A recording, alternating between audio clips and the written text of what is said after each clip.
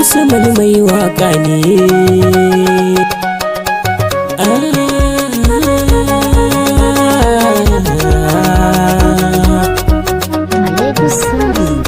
Farida ce sarauniyar mata, Farida ke da Mubarak haɗin ku yayo daidai. Farida ce sarauniyar mata, Farida ke da Mubarak haɗin ku yayo daidai.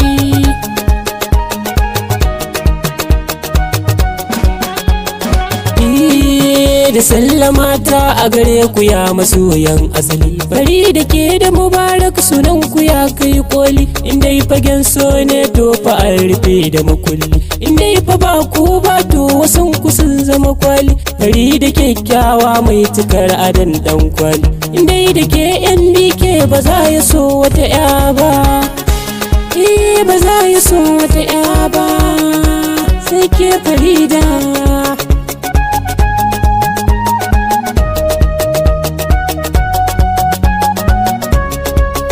Gaskiya da amana ki sanya soyayya karko da hakuri, shi ma dai yana matakin farko. Kamar Mubarak da Farida haka ne suka ɗauko, in an sako kusa dole ne a saka tako. Kamar misalin hasken farin wata ya ɗillo ta za ka hango zaratan a gefe in kai duba, can a gefe in kai duba. Mubarak da Farida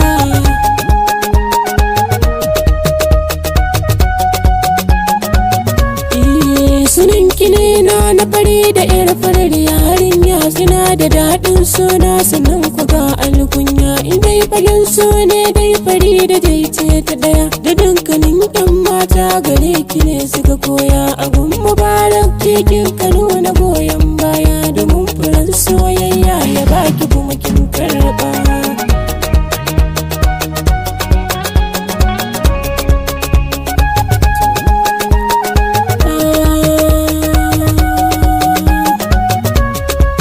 Ribar masoya dai bai wuce a ce sun yi aure, kuma hakan ne fata ku kai sahu na amare. Ku toshe kunne da zaga na masu zancen kore, kun hakan to fa maki ganin ku sai ya tsure. Shi dai matakin nasara hawansa sai an jure, sai kun ƙi je kun ƙi gani idan ku kai yo duba, idan ku kai yo duba.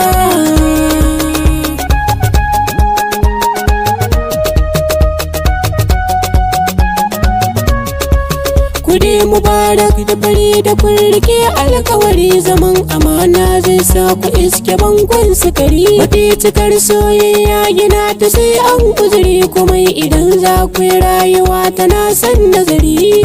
Ku tabbaka kauna da so a kyawun kudiri, a rayuwa za ku zama abun kwatance a gari.